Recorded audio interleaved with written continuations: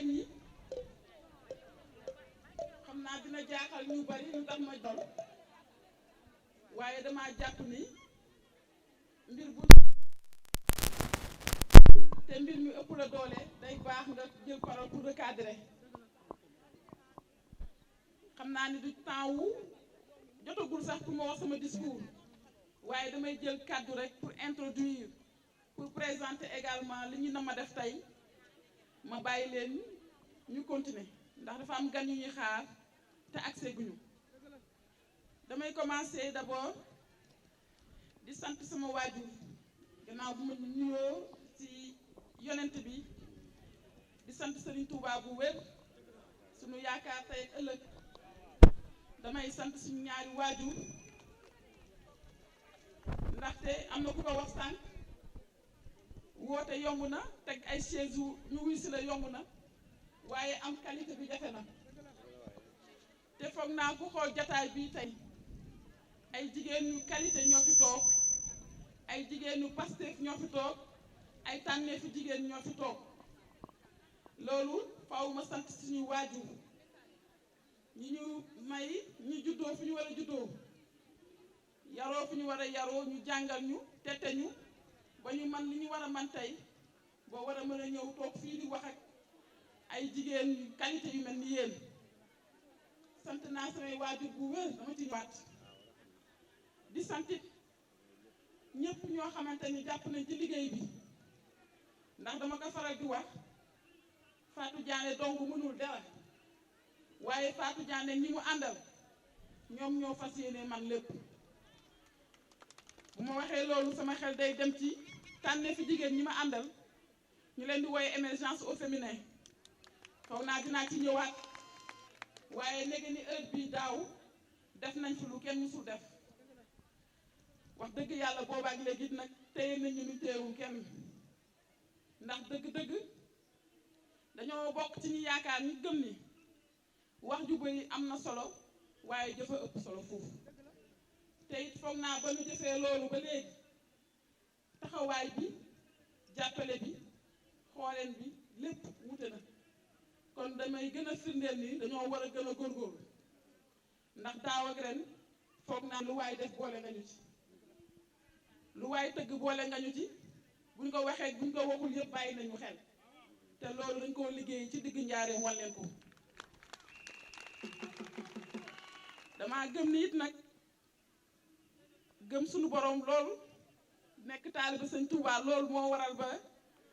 sunu fit moom foo ko natt weesu na ko lépp lu ñu na ma def rek am ci suñu ndigalu waajur am ci suñuy ndigal fa jàpp ni Sëñ Tuubaa dinañu teg loxoom dañ koy def te duñ ci réfléchir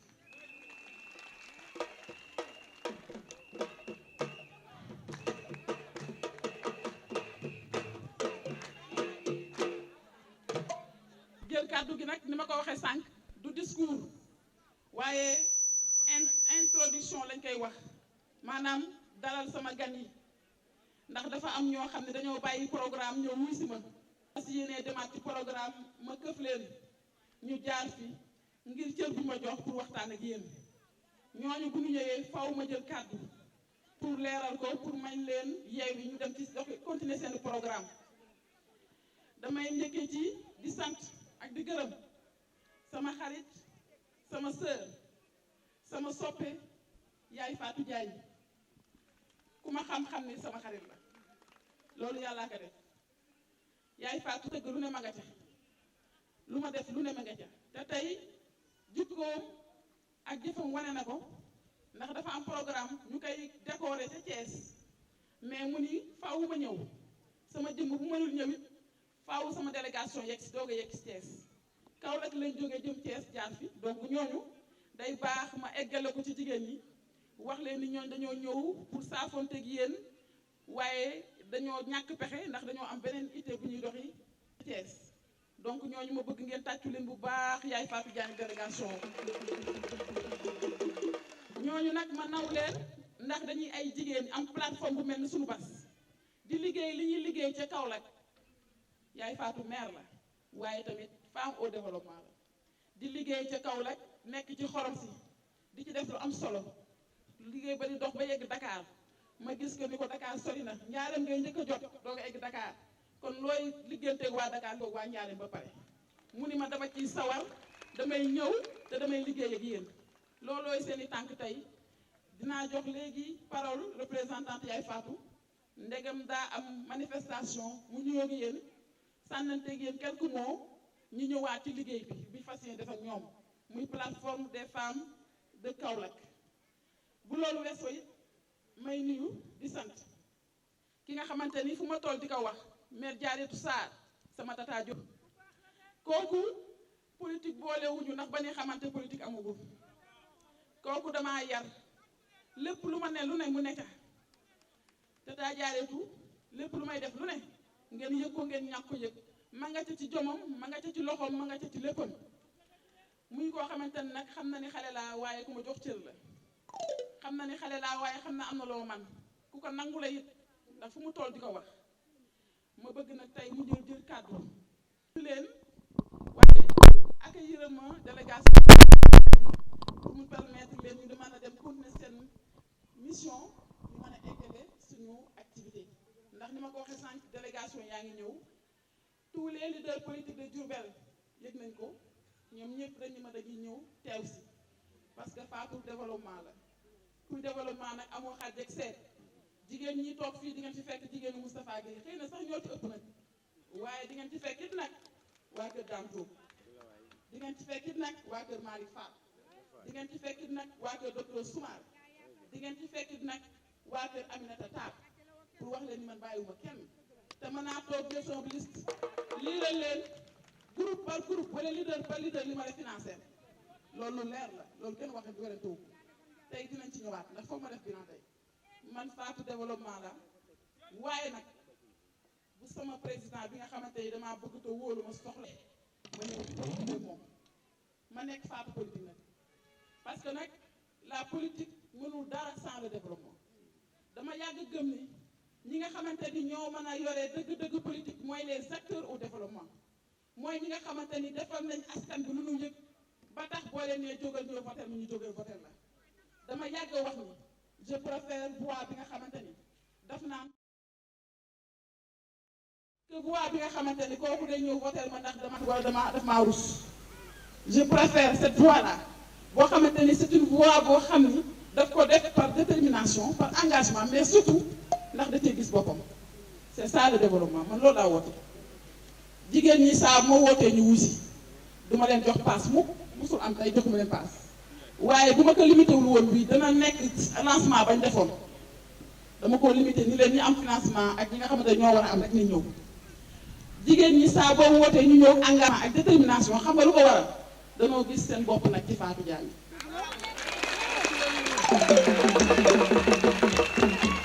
damay faral di wax fu ma dajee ñoom ni leen kuy ànd ak man ren ba déwén natal sa bopp bu la leeree ne gisoo sa bopp wàññeekul te dama koo ñeme di ko wax ndax damaa xam ne dinañ gis seen bopp ci li ñuy def loolu introduction la woon bu ñu paree dinañ gën a ñëw ci waxtaan bi dina gën a xóot dinañ gën a leeral dinañ gën a indi ay information pour le moment damay bëgg a jox kàddu gi sama yaay sama tata sama fierté mais Diarratou Sarr bu waxee rek mën na waxal au nom de toutes les femmes de Diourbel parce que nag def na fi wax na fi soxteen ñun lu waay def ñu wax ko kenn moomuñu ay xale lañ ne ñu diñ ñu ñëwee li ñuy def ak ñëwee li ñuy wax tata Diarratou yow gàcce ngaalaama lépp lu jigéen yelloo fii ci Njaareem nag yow yelloo ko ko ba ngay jóg man jóguma xale laa sa kër laa nekkoon di yàlla di jàng nga jàng di ma encadré sa biir kër kon yow tey boo demee ñuy joxe ndombo tànk ci Diourbel yaa ko gën a yelloo yow tata Diarratou da ngaa ëmb rek te diñ ndax bu la neexoon tey bu ñuy xëccoo la présidente des femmes de Bawol yow yaa gën a légitime man maa ko wax tata Diarratou kon dama koy jox kàddu. bisimilahi rahmaani rahim barke sëñ Touba Fatou Diané jërëjëfati Fatou Diané laf la cat laf la cat laf la cat fi nga jaar rek noonu la li la may lii yëpp wax nga ko li la ko may mooy d'abord fonk waajur am yëg sa waajur di toppatoo sa waajur loolu moo la may lii te xam naa si dara su ma ko waxee rek xam naa ko dëgg la sëriñ am na lu nekk am na waaye ñaanu waajur amul lu ko gën kawe si nit amul lu ko gën a mën a dal moo la dal tey ñaanu waajur dal ndax sa waajur yépp lay gërëm ñëpp te su may wax waajur yemalewu ma ko rek si ñi la ki la sukk jur mais dama koy wax itam si kii nga xam ne moo tax moo ñu boole muy May Diané di sa grande sœur yar la May Diané di sama léegi sax dafa naan ma sama sœur nga ndax May sama frère moo ko yor bu nekk koo xam ne macha allah rabi suñu doon wax waxu May sa duñ fi jóg moom man nekkatuñu sax ay kii mais ay sœur la nekk sœur mu yar la jaaretoo ngi nii tey muy doomam bi ñu ma duppee xam ni kon li nu boole sore na Fatou Diané yar ko May yar ko yar bu rafet mu topp yar boobu defe naa ba weesu ko tànku may rek lay jaar ku fekk woon barki démb Dakar gërëm yi nga ko gërëm bi gorom génnee àddina loolu rek jar na sant yàlla borom këram a ko jëkk gërëm ñu ñëw mbokk kii gorom bi ñëpp di ko gërëm ndax xaaru rek ba dëj bi ñëw yàgg naa yore gorom di ko toppatoo di ko def comme yaayam bi mu jur bi ko jur kon nag Fatou Diané lii nga def waajur rek waajur sa côté comme sa côté jëkkër moo la may lii nga am tey lii nag man dama ko gën a rafetlu di ko wax tout le temps di la encourager ndax man lii laa xam moom laa mës a dox moom laay def ba léegi sii fii laa nekk SAB du social laa commencé woon yàgguma politique si Moustapha Niass mu defee appel bi en 1999 si lay soog a def musuma bëgg politique mais teewul man maa ngi doon politique sax ndax du social laa mës a def nekk SAB embauché fi ñu bare di toppatoo nit ñi ba tey jii tey ma gis na Fatou Diané foofu la jaar fi ma jaaroon la jaar de ndax social la commencé mi ngi naan kii politique dëgg la dugg ko si noonu mais daf nii la tàmbalee kon nag mën naa ni sama tànk la jaar ndax ku nekk Jurbel xam ma rek xam ni man di social la mës a doxal te moom laay léegi Fatou Diané di ko doxal wuti si ndomba tànk wuti si dara bañ na ko ba keroog daaw heure bii tey bi muy lancé mouvement bi li mu wax leer na nee na man wutuma ndomba tànk sama jëkkër mooy wut ndomba tànk man ma ko siy jàppale di social loolu la wax te mi ngi koy dox ba léegi te comme ni mu ko waxee su fekkoon ne limité wul nit ñi dana ëpp lii ndax ku nekk gis na mobilisation bi mu fi def daaw à pareille époque ndax nit ñi nag kenn moomul leen ndax lii mooy kii li ngay jox nit ki toujours xaalis di ko may jën di ko may toujours jën may ko matériel bu muy nappe jën noonu la Fatou Diané def moom la def et je t'encourage encore Fatou Diané si kanam rek si kanam wax ji nag mënuma ko guddal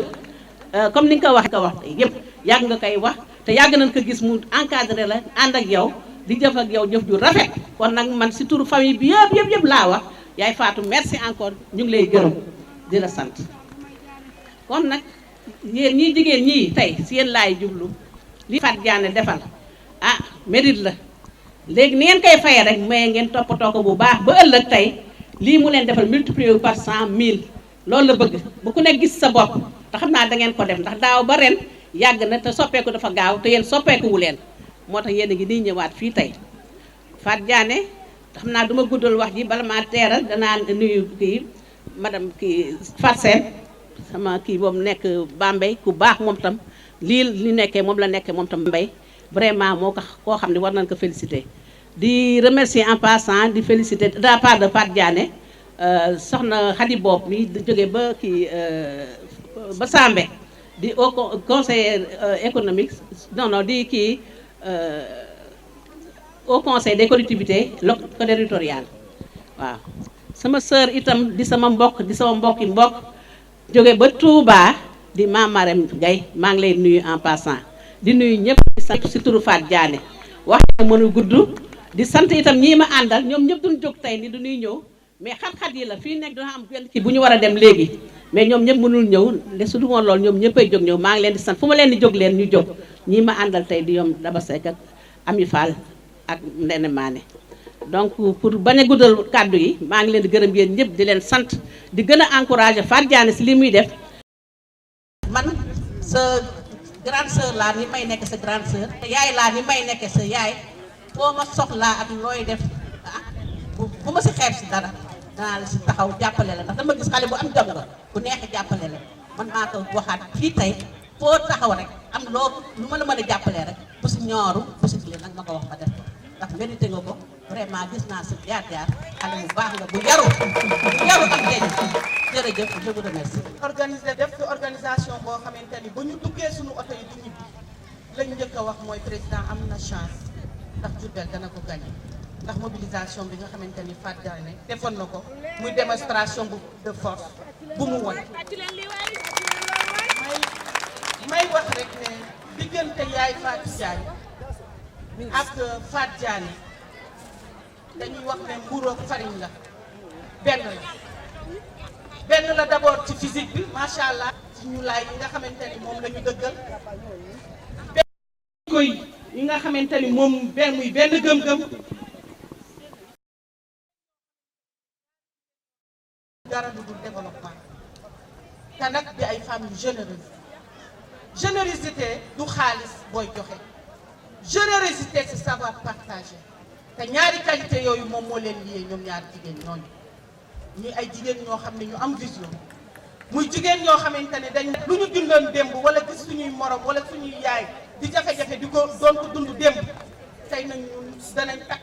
relever défi boobu ba benn jigéen buñ sañu la wax ne benn jigéen dootu toll la majorité des femmes dinañ leen tirer ba génnee seen bopp ci biir ndox mi nga xamante ne mooy loolu wuuroon ba tax yenn capacité yi duñ ko mën bon nag Fatou Diané yow ak yaay Fatou jërëjëf sa xarit la sa sœur la te ñun mën nañ ko témoigner ndax xam nañ ci lu bare loolu ñu ci xam nag moo tax tey bien que am na activité am na événement bu am Thiès ñu di ko fa décerner Malaw d'or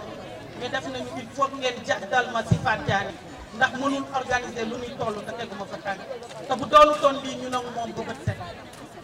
loolu day wane rek ñaari jigéen ñi jege gi nga xamante ni moom lañ jege ba tax na ñun ñi nga xamante ni ñoo ngànk la plateforme des femmes ak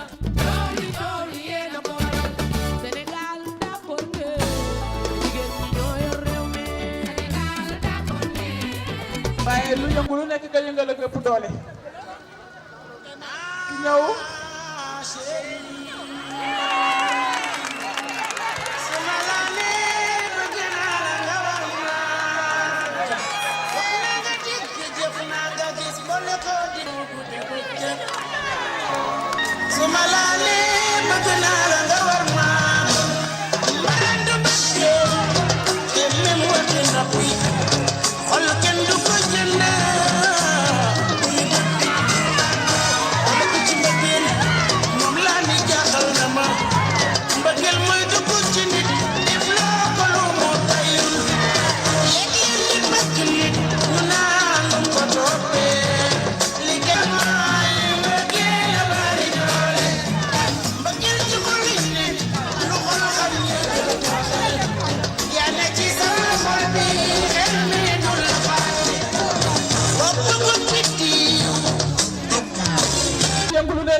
moo ko bu doole bu ma waroon jël kàddu sax bu Moustapha Gueye duggee dama koy jël ngir dalal ko teral ko teeral ko ndax nag lépp moom la du ma tàyyi di ko wax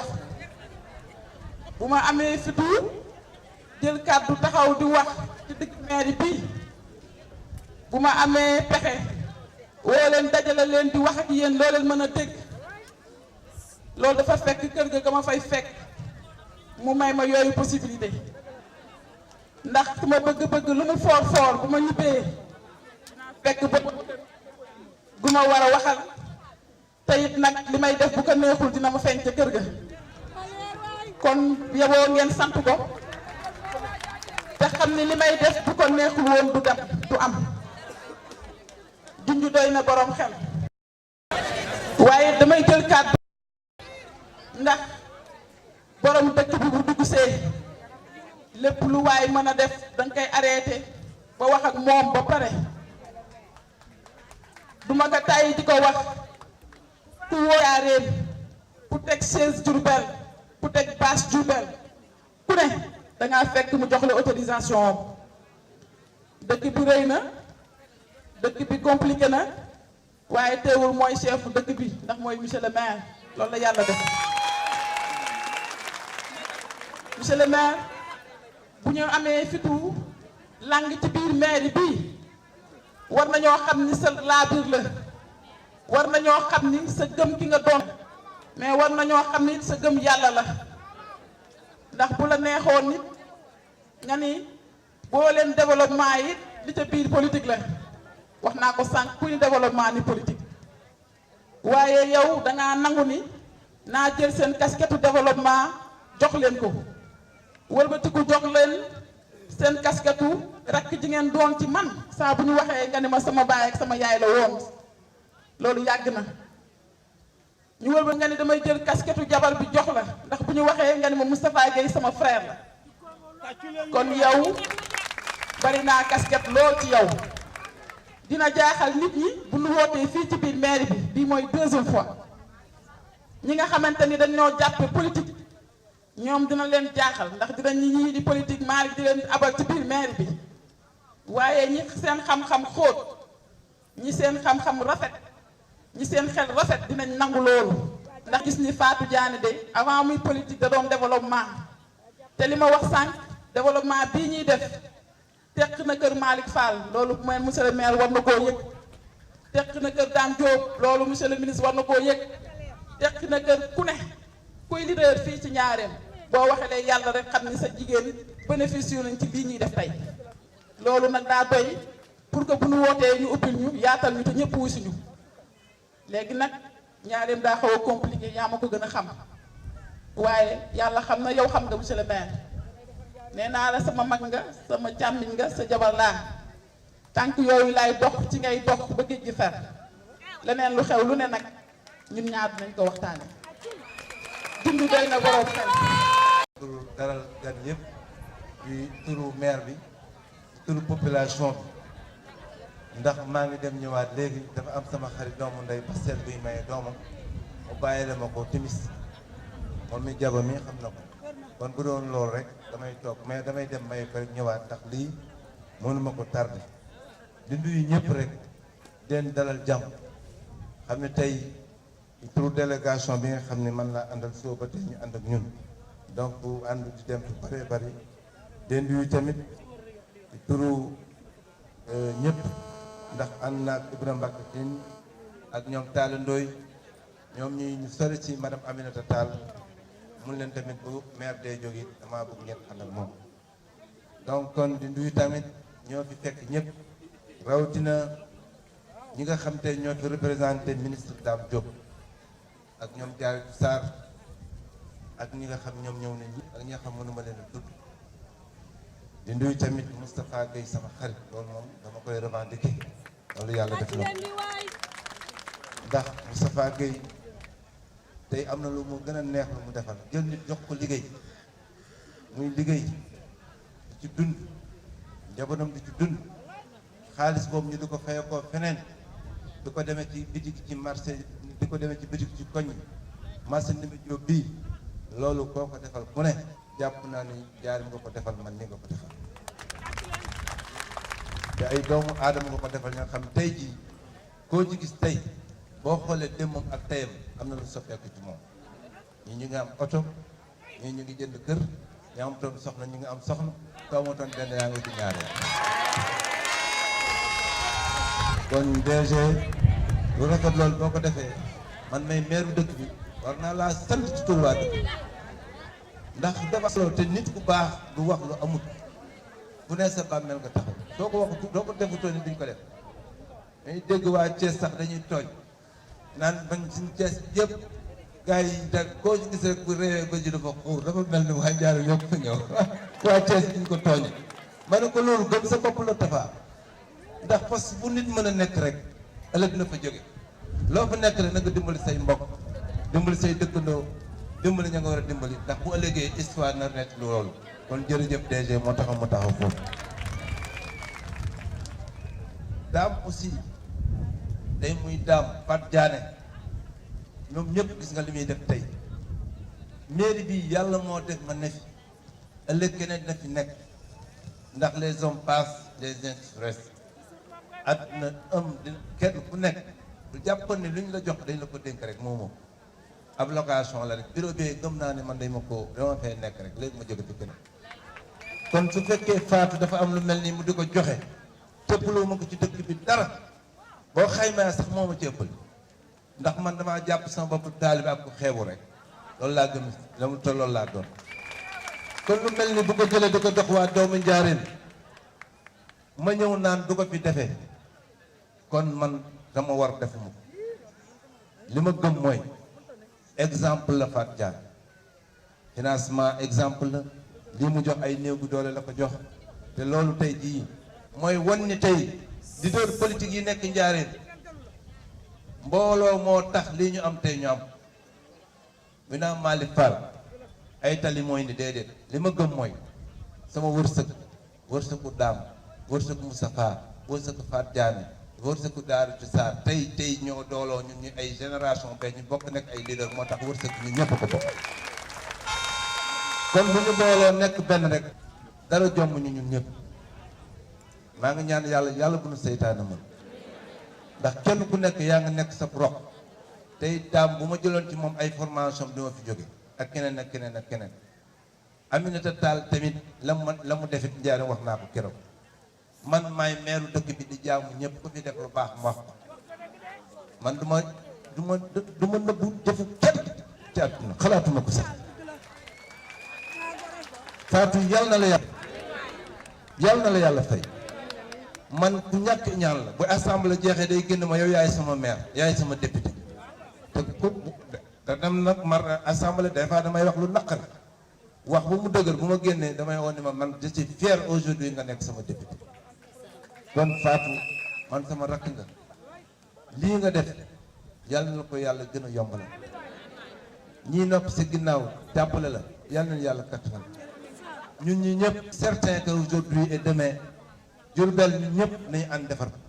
ndax jigéen ñi toog góor yi toog am nañ yaakaar ci ñun ñi nga xam te ñun la yàlla tudd ñu leen ay leader te ñun ñu nekk leader de dañuy waat santaat yàlla bu baax xam ne ñun ñuy toog yor pajero yi yor oto yi toog ci kaw ñii nekk ci bâche yi gënuñu leen day gënuñu leen bàyyi kon nangoo jiital rek nañ nangu ni ñoom danoo bàyyi seen cër jox seen cër yéen ñi yàlla nañu yàlla fay kon bu ñu yëg dara sunu bopp nanu xam ne ay taalibe ay ñun ñëpp te xam seen jaam lañ bëgg a doon te moom lañu doon kon Fatou aw ma ay moo ak ya nga xam ne ci turu waa Njaareen di la sant yaag sa borom kër ak ñëpp kon ci turu ñëpp laay wax tey ndax yàlla moomu def ma nekk meeru dëkk bi kon waa Njaareen ñu ngi lay gërëm di leen sant di la ñaanal yàlla li nga def ak équipe bi nga àndal ñu di la ko jàppale ñoon ñi organisateurs yi ñu baax lañu. di sant Serigne Touba bu wér a wér sant nag sama Serigne Sëñ Mbacke Soxna Lo waaye bala maa commencé nag di sant sama DC Moustapha Guèye kon maa ngi koy sant bu baax Moustapha jaaraama jërëjëf di sant Fatou Diané madame Guèye mi ñu melal nii def ñu nii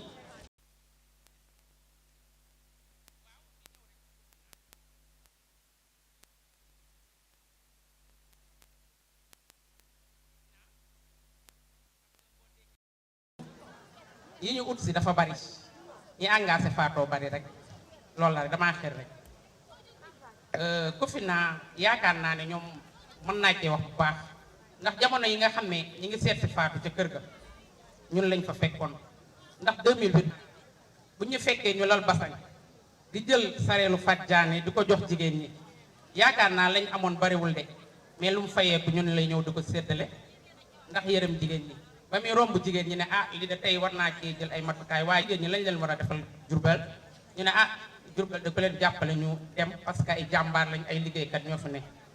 Fatou ne kon dinaa leen woo yaakaar naa ba mu ñu ooyee la mu waxoon confirmé na ko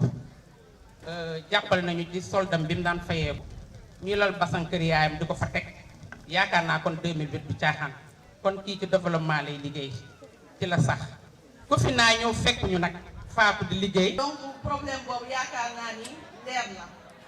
donc li jëm ci financement yi dëgg la bu ñu ñëwee ku si nekk da nga ñëwoon 200 000 nga bëgg te suñu sañoon ni ñu ko bëggee noonu lañ koy defee waaye comme ni mu ko waxee rek comme dañ doon soog a def lanteer ñu waroon am lu ñu xool ci seeni liggéey ak nu ñu leen war a mën a conseiller ba bii bu ñëwee ñu jàpp si moo waraloon loolu parce que tey ñun suñu sañoon jigéen lu mu laaj rek ñu jox ko ko parce que xam nañ ni faykat lañu mais du caage ni dañ ko wàññi wàññi rek amaluñu benn njëriñ ndaxte lii dafa neex nga nekk nit musoo ko wóor na indil benn problème donc ku mel ni yéen rek la ñuy seet xëy na boobu loolu jàll na te li ñuy indi rek mooy dàq ndaxte dañoo bëgg financement yii ñu leen di pareel nii bu ñu signé convention bi incha allah non seulement taux boobu ñuy wax parce que ñoo ngi naan taux bi dafa cher. ndaxte comme ni ma ko waxee sànq woote ñu wuy si la yomb na waaye ñu wuy si la qualité dafa neex te yow dañ laa woo nga jóge Dakar en tant que directeur général. nga ni dama lay yónnee l'agence de Diourbel bu la neexoon nga dama lay yónnee l'agence de Dakar wala feneen mais da nga ne ma damay bàyyi sama yitte ñëw teew loolu grandeur la te faw ma saluer ko lu tax ma ngay saluer mooy institution bu ñëw boo yabalee nit mu wax sa turu institution ba dañ koy gëm ndax ñoom ñoo fay liggéeyee ñoom ñoo xam politique ba waaye bu ko nekk ca bopp ba ñëwee loo wax dañ koy gën a gëm nag dañuy rassurer monsieur Thiongane di nit ku baax ku ma xam dans le cadre du travail parce que ku ma xam ne it man maay superviseur de tout ce qui est microfinance au Sénégal yàlla def ni li may tuuti yëpp man maay son superviseur moom en tant que directeur général waaye nag ma jël casquette superviseur ba teg ko ne moom mu jël casquette directeur général teg ne ma jàppe ko un frère parce que ma gis nag action yi muy def sur dama ni microfinance dafa yaatu Cofina wax na sànq IMSEC mi ngi nii toog PAMECAS mi ngi fi dina jël kaddu ACEP mi ngi fi dinañ wuyu crédit mutuel mi ngi fi dinañ jël kaddu ci gàttal daal structure microfinance yëpp wuy si ma tey. bismillahi mina sheytaan rajim ñu ngi nuyu waa Diourbel yëpp ñu autorité yi nekk ñu autorité municipale ministérielle kilifa yi fi nekk yëpp ku ci nekk ñu ngi lay nuyu sa tur ak sa sant te mu jox sa wàccuwaay man mi nag ci turu IMSEC seen banque bi nekk fii Diourbel laay waxee balaa maa dugg ci li IMSEC liggéey ak les femmes de émergence dina xam ni madame Guèye Fatou Diané moo ko jiite li may jëkk a def mooy dañuy sant suñu xarit yi jëkk a wax muy waa Cofina seen directeur général Amadou Bouyagué waroon na fi nekk man aussi waroon naa sax mën a wax ci turam ndax dañu seq lu bari ndax banque yi ñun ñëpp benn lañu waa ACET dinañ wax waa crédit mutuel ñoom ñëpp benn lañu liggéey bi war a toog jàppale waaye Diourbel loolu moo ñu tax a liñ ci waxoon nag ci lii nga xam ni madame Fatou Diané organisé na ko tey bi nii du ku nekk moo koy ñame def ndax bu ñu bàyyee xel woote woon na fi woote boo xam ni di mu ay mébét dinaa signé convention ak financement nangam laay def ñu ko xam ñu jël waaye ku ñëw tey di nga gis ni li mu waxoon yëpp def na ko signé nag ak ay banque boole na jigéen ñi ak ay banque ñuy liggéey bu nekk nag def nga sa kéem lay kàttan pour jariñ jigéenu Diourbel moo tax IMSEC jóg mooy ne suñu wàll ci nag wi nga xam ni moom la ñu seq ak ñun danañ ko bay ba nga xam ni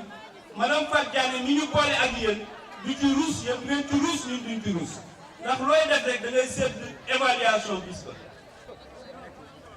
maa ngi nuyu kilifa yi fi toog yëpp ñu baal ma jël nuyoo bi teg ko ci loxo suma rak le DG Moustapha Guèye mu jàllale ko ci ñiy toog ñëpp parce que lott naa ci lim leen ma am mbégte trop teew fii wax nga dëgg sànq dag ma woo ma ne la mën nga ma teewal comme mun naa teew waaye dinaa teew ndax li ma wax rek mooy li ngay def nii ñun nga koy defal li nga wax fii 1 an tey nga taxaw di gunge jigéen ñi di leen financer di leen jàppale def financement 100 millions ñu rembourser à 100% yombul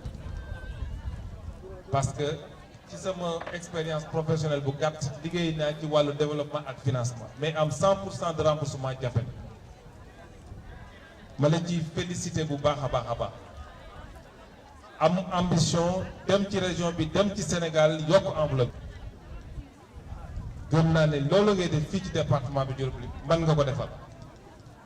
li may wax rek man dama jàpp ci région bi kuy ñëw di jàppale askan wi li ñu ko président Macky Sall santé man Dame Diop damay jàpp ne mën nga ko defal te yaa ngi koy def ak professionnalisme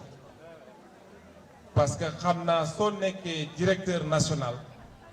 di saytu ay institution de microfinance am fit ñëw indi fii yóbbu leen ci Sénégal ñuy financer jigéen ñi di leen gunge loolu ku am professionnalisme am transparence moo koy def ñu ngi lay ciy félicité bu baax a baax a baax a baax Diourbel nag loo def ci jigéen ñi doyut da nga yokkaat sa loxo dem ci département bi dem ci région bi dem ci département yëpp wax ak jigéen ñi jàppale leen parce que loolu la ñu président Macky Sall sas te yaa ngi ci guddi suba bëccëg ak ngoon donc wax ji daal waxu sant la parce que xam naa fi nga ma teg man te sa mbaax la rek maa ngi lay sant bu baax a baax a baax day wax ne lii nga nekk nii ñun ko koy defal man ak sa borom kër Moustapha ak suma yeneen xarit yi maa ngi seen Thierno ak Abou Camara ak ñu mel ne ñooñu vraiment kaddu gi moom mën a ñamee kaddu sant rek sama xol sedd na sama xel dal na ci liggéey def may wax rek que lépp fépp dinañ fa taxaw ci sa wet dugal ci suñu loxo wax ci suñu xalaat ci li ngay def nii maa ngi lay féliciter di la encourager di la wax ne bravo pour ce que tu as déjà fait mais encore tous nos encouragements pour ce que vous allez faire en tout cas merci beaucoup je vous témoigne toute ma gratitude et ma reconnaissance xam naa sama rakk nga sama soxna nga waaye li ngay def nag ñun waa Diourbel mu ñun la fay yàlla la sëñ Tuubaa bi ngay liggéeyal fay ak sa borom kër bi ak sa jàmm. maa ngi sant ñëpp gërëm ñëpp wasalaamaaleykum wa rahmatullah. ndombal tànk yi ñu jox waa Bawol yëpp gëm naa ne buñ ko doon lim duñ ci jóge xëy na doyul waaye nañ ko ko sant nag ndombal tànk yi nag joxu ko ñu ko mérité wul képp kum ko jox suñu excellence monsieur le président Macky Sall du juum ku mu ko jox c'est parce que da ko war càmbaraat ko doon ko koo jox ku yor poste fii ci Njaaréem da nga koo mérité largement doog koo jot sama direction bu ndaw bee duma ko xeeb ndax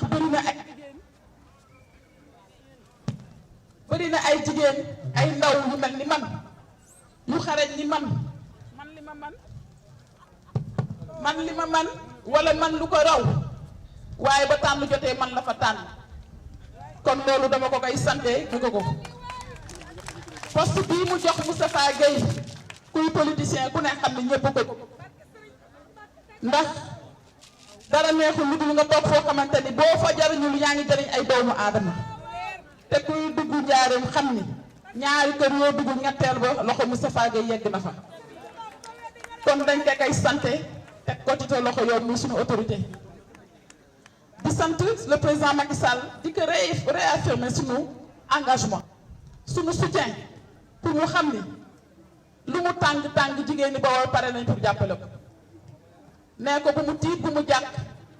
lu dëkk bi yëngu Bawol dana ko calmer ndax jigéen ñi Bawol yépp président Macky Sall lañu wóolu dama ni boo ñëwee foog ñu yóbbante la ko foog ñu dalal seen xel ndax dëkk bi nag jax na temps yi waaye ne seen xel dal ñëwoon ngeen fii fekk ma ci maire bi ci temps élection yi ma ni leen yéen ñii di leader politique yi ci Diourbel bu leen neexee ngeen dem tëdd nelaw ndax di leen xeex bi jël victoire ba tekk ci seen loxo victoire Njaaréem nag du victoire Kër gu mag wala Thierno Kandji c'est la victoire de toute une commune toute une région te nag li ma wax sànq émergence au féminin yaatu na yaatu goo xamante ni fëkk na waa Kër Cheikh fëkk waa Thierno Kandji fëkk waa ñëpp kon fu victoire am rek victoire émergence féminine. monsieur le ministre li xew Kër gu mag yaa ma ko gën a xam. murit laa Bawol laa xam naa luy Touba xam luy volonté Touba xam li xew Touba yépp kon du ma nekk fi di expliquer li xew Kër gu mag waaye suñu borom xam na yow xam nga bu ñu liggéeyee Kër gu mag xam nga bu ñu liggéeyee Kër gu mag xam nga président Macky Sall xam na ko ndax biir Kër gu mag bu ñu amul woon Fatou Diané Moustapha Gueye wala keneen ak keneen làmbaay dana gën a ñaaw. monsieur le ministre waa Kër gu mag a ngi toog ñu bëgg président Macky Sall lañ Bawol yaa ngi ñuy toog ñu bëgg président Macky Sall lañ kër gu mag ku ko xam ni président Macky Sall lam fa am ku sañoon am ko fa kër gu mag la ñu fay dajale ci voix xam ni président Macky Sall ba mu nekkee ci nguur gi ba léegi mosuñu ko faa am ci contexte boo xamante ni xam nga ko xam naa ko ñëpp xam nañ ko kon monsieur le ministre santal ma Moustapha Gueye santal ma les leaders autres qui sont au kër gu mag parce que ñëpp liggéey pour le président Macky Sall santal ma émergence parce que la victoire de Diourbel c'est la victoire de émergence au féminin loolu foog nga jot. madame Gueye Fatou Diané ñu sànni ci ñaari baat comme li nga. la situation des financements vous allez vous rendre que kër local ni la fa dugg ci financement bu du woon émergence au féminin kenn dootu ko waxati kër Cheikh la fa dugg ci financement pour woon émergence au féminin kenn du ko waxati kon dama ne parlons région raisonnons région restons dans la commune ensemble ñu liggéey pour le président Macky Sall ndaxte kat am na détails yoo xamante ni jarul dugg ndax autorité yi taxaw ñu cay dugg waaye dama bëgg ñu xoolaat li ñuy wax ci waa kër gu mag kenn bañu président bu ñu téye woon faaw kër gu mag président Macky Sall du am ndam fii donc monsieur le ministre encore une fois l'engagement de toutes les femmes de Diourbel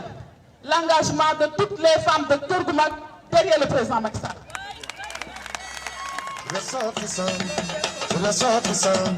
waaye yaay bawal bawal baay bawal bawal rafet bawal bawal nangoo liggéey bawal bawal ay waay baat bu may wayal bawal bawal jërëjëf dañoo bëgg a bàyyi suñu autorité bi libéré ko fay doo ko dugg ci xumbaay ak xumbaay monsieur le ministre dañoo am benn remise symbolique bu bëggoon nga defal ñu ko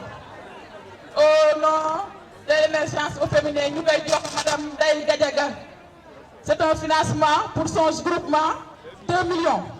boo war a dem jëli IMSEC à partir de lundi avec carnet bi mu bokk ci 17 GIE yi nga démb lañ leen jox financement Ndeye Gadiaga donc le financement de émergence au féminin.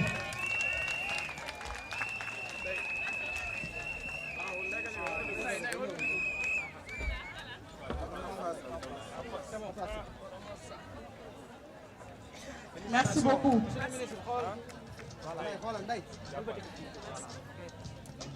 Merci beaucoup. Merci. waaw. jërëjëf. merci beaucoup. jërëjëf. en même temps ñu la bëgg même bu dee ab ñàkk téeméer ji ci fort dana ko delloo ci kër ga mu noppal jigéen ñi mais mu noppal borom kër gi ndax bu soobee yàlla bu doon ndox mu sedd sax war nañ koo mën a jigéen la ci congéniteur jox ko famille bi muy liggéey boo xamante ni dañ koo gis natt ko xam ni njariñ la ñu jël modèle bi def ko fi bi ñu fi commencé modèle bi ak léegi ñaari weer a toll yàlla xam na ni tout le Sénégal en demande tout le départ en demande dama am problème pour suivre ñi nga xamante ni ñoo njëkk a bindu mais monsieur le ministre rassurez-vous dinañu jox ku ñu war a jox dinañ financer ku ñu war a financer lépp derrière le président Macky Sall. waaw monsieur le ministre ñu lay firndeel ba léegi madame Gueye Faye va piloter d'autres financements à travers toute la région du Bawol ñu jël benn exemplaire bëgg la koo jox pour nga remettre ñu symboliquement ki nga xamante ni moo bénéficié wu ci premier financement ci deuxième loowu donc ñu woo kenn mu ñëw jël si ko madame Khady Koutia Dieng donc madame Mariama Fall moo war a ñëw jël ko ci groupement wu Ndeye Mbène Badiane contracteur bi monsieur le ministre moo la koy jox merci.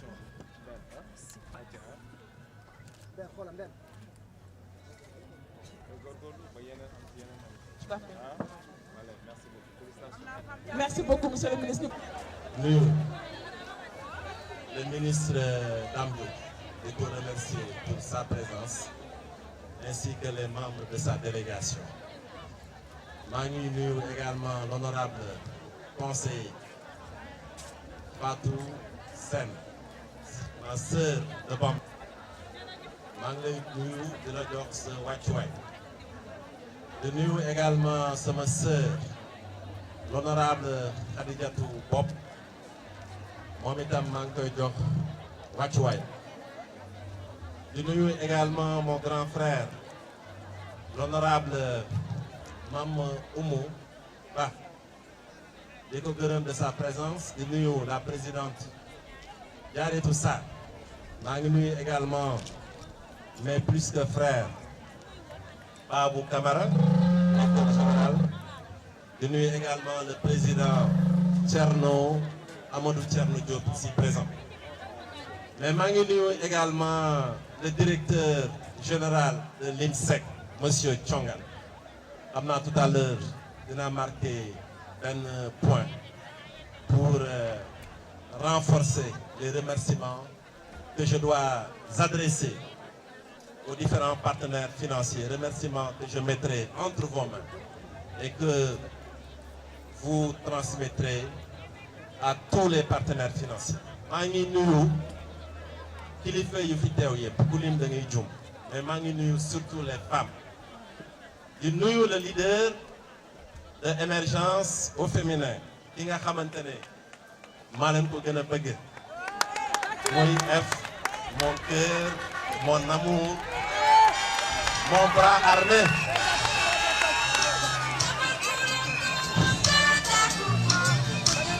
tout à l'heure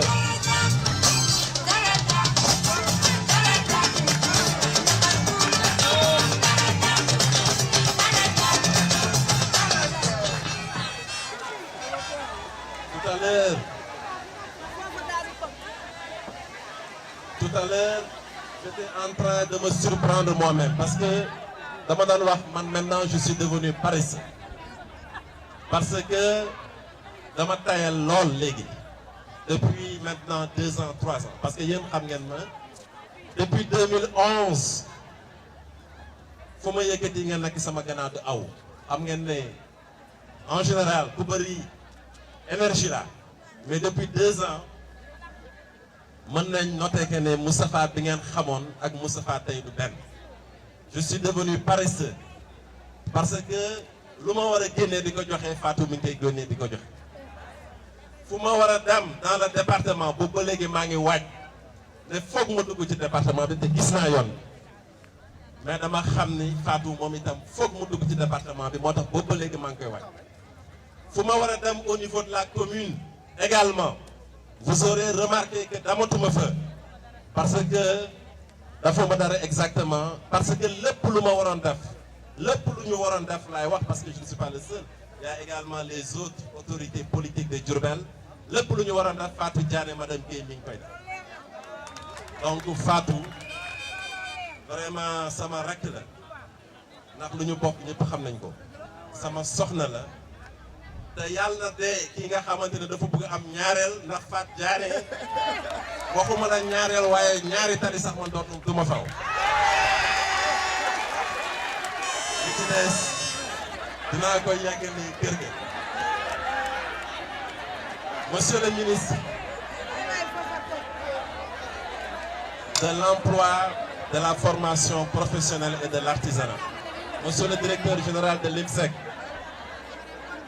honorables parlementaires, messieurs les directeurs généraux, directeurs nationaux.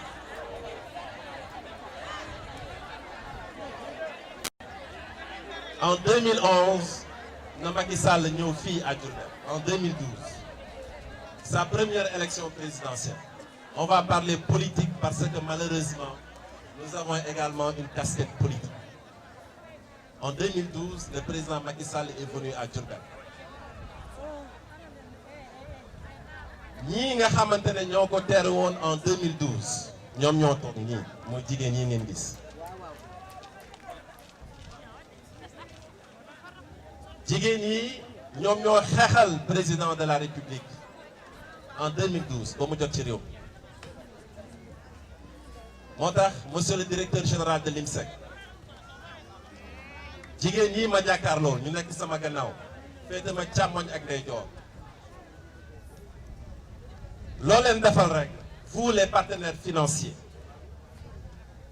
vous le faites également pour le président de la République.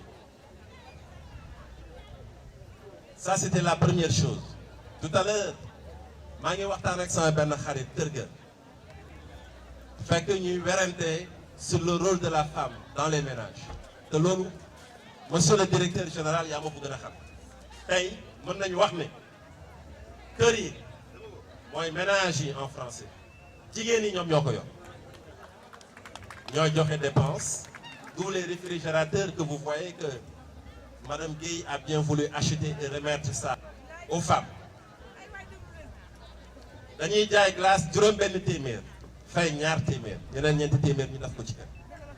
Donc c'est pour vous dire tout simplement que loo leen defal rek lu jaadu ndax ñoom ñoo yor Njaaréem. Et ce qui est valable à Diourbel l'est également à Touba, l'est également à Dakar, l'est également partout au Sénégal. Pour vous dire que jigéen ñi ñoom ñoo jar a jàppale. Keroog maa ngi lire président de la République Macky Sall. Mais quand vous investissez X francs ci góor, il y a une courbe. La courbe elle est linéaire, il n'y a rien qui change. C'est une progression mais elle est constante. Alors que X francs yooyu soo ko jëlee daf ko ci jigéen, la progression elle est plus que géométrique et puis elle est plus qu'invariable. À une vitesse boo xamante ne kenn mënu la ko wax. moo tax ñoom jigéen ñi ñoom ñoo jar a jàppale. En tout cas, au nom de mon grand frère, le ministre Dame Diop, au nom de Malick Fall, au nom de toutes les autorités politiques, je voudrais très sincèrement et très chaleureusement vous adresser mes remerciements pour le talent que vous mettez dans votre métier pour accompagner les femmes. Ça, je le dis vraiment en toute honnêteté, mais également c'est une plaidoirie pour wax la ne lépp loo doon def rek doublé ko ndax ay jàmbaar lañu. Je vous remercie également pour l'accompagnement que vous ne cessez politique mais lépp lu ñu def rek ñoom def nañ double te loolu moom moo ñu fi bàyyi. Donc du fond du cœur, merci pour tout ce que vous faites pour Diourbel et pour les femmes d'une manière générale. wax ji nag lu ko guddul moo ko gàttal. Il y a les autorités qui ont d'autres programmes. En tout cas, Fatou, félicitations pour ce que tu fais. Félicitations aux femmes. Félicitations également parce qu'il y aura bientôt émergence au masculin. Et on comptera sur le directeur général, Madame la responsable de la COFINAM. ndam li ñëw moo ëpp. Aujourd'hui nag Fatou Diané mi ngeen di gis doomu Diourbel la suba te koy wax moomale ko suñu bopp. Mais nañ ko muñal aussi te ñaanal ko parce que dañ ko dénk non pas Diourbel rek mais dañ ko dénk aussi Sénégal parce que réglementation des structures financières décentralisées axe programmatique la boo xam ni dafa weesu Diourbel mais nag yéen rek yéen a ko mën a jàppale yéen rek yéen a mën a dëgëral tànkam ci taxaw ak ñaan parce que président Macky Sall li mu doon def na ko mooy fekk xale bu am job macha allah xereñ ci li muy def macha allah dëgër fi investir à la base mu fal ko muy doomu Diourbel. Effectivement Fatou dina jéem financement fii te mi ngi koy def mais da ngeen koy ñaanal mu matale ko Sénégal parce que liñ ko jox Sénégal gépp la may fàttali ni axe programmatique bi président def. dafa ni jigéen nañu ko jox te Moustapha Gueye wax na ko léegi loo jox góor jox ko jigéen na ko gën su ngeen seetee président Macky parité lañ njëkkee après ñu instruire dans la gouvernance la place des femmes ñu ñëw dans le foncier mu joxe ko la loi sur la nationalité en faveur de la femme mu joxe ko aujourd'hui on est en train d'instruire une loi sur la criminalité du viol et de la pédophilie kon loolu yëpp suñ ko paree la koy matal pour jigéen moom boppam mooy financement ci la faatu nekk alors financement boobu man dama ci dégg léegi témoignage ku nga xam ni su waxee fii ñu ngi koy wax Wodé Ngom je l'ai vu par voilà elle est là Wodé bi may ñëw Diourbel di fi samp APR mooy ñetteelu nit bu ma taseel ñetteelu nit donc su ko faatu defalee dara defal na ko mag defal na ma ko defal na ko APR beneen bi nag man politicien la damay tontu nag wax kër gu mag kenn pertu ko ndax Diourbel kenn pertu yéen waa kër gu mag yi may waxal dama bëgg ngeen takk seen bopp say parce que ñun dañ leen a soxla yéen yéenay suñu alal ñun ñooy seeni doom kon na ngeen ko xamee noonu waa Kër gu mag waa Njaaréem yéen na ngeen ko xamee noonu fépp la Fatou mi di intervenir mais gu mag moo ci ëpp fu ne laay intervenir mais Kër gu mag moo ma gën. organe presse bi fi toog maa ngi lay sant di la gërëm di ci ràññee sama naataango yooyu waa Walfadjri waa Baol Times waaye di nuyu sama télé bu bees boobu nga xamante ni dama ko moomal sama bopp te di ci ange ak ñeneen nekk ci ndax ka nekk ci peut-être ba day sama xarit muy daal xaal fay seen télé boo xamante ni vision féminine comme femme future lañ ko tuddee kooku télé jigéen ñi rek lay doon ñu ngi leen di jàppale ci initiative yi mel noonu bu nu sañoon Diourbel organe de presse boo mën a dégg Dakar danga koy fekk fii ci Njaaréem kon yéen ñi nekk ci Njaaréem dañ leen a war a jàppale ndax suñu fierté ngeen bu ma liiree article gis mu nekk article Baol Times damay am fierté parce que dama am li au moins benn Baol ma ngay ñafe fenn muy feeñ donc di Ange ñu jël nuyoo bi teg ko sa tur teg ko sa loxo nga jàllaleel ñu ko ci presse bi la presse locale comme la presse nationale ci teewaay bi taxawaay bi surtout ak gunge bi ngeen ñuy defal ci li ñuy liggéey ndax mën nañoo nekk Njaaréem di kërti ba suba te ñu tey war a jot duñ ko jot yéen a koy génne donc sant nañ leen gërëm nañ leen di nuyu sama rak yi fi toog borom page Facebook yi mënuma leen a lim waaye faw ma tudd gëm-gëm kooku yàllaa ko def di nga sant nag di nuyu bépp autorité les autorités locales te loolu dama koy teg ci loxo monsieur le maire mu eggaleel ma ko ci préfet eggaleel ma ko ci gouverneur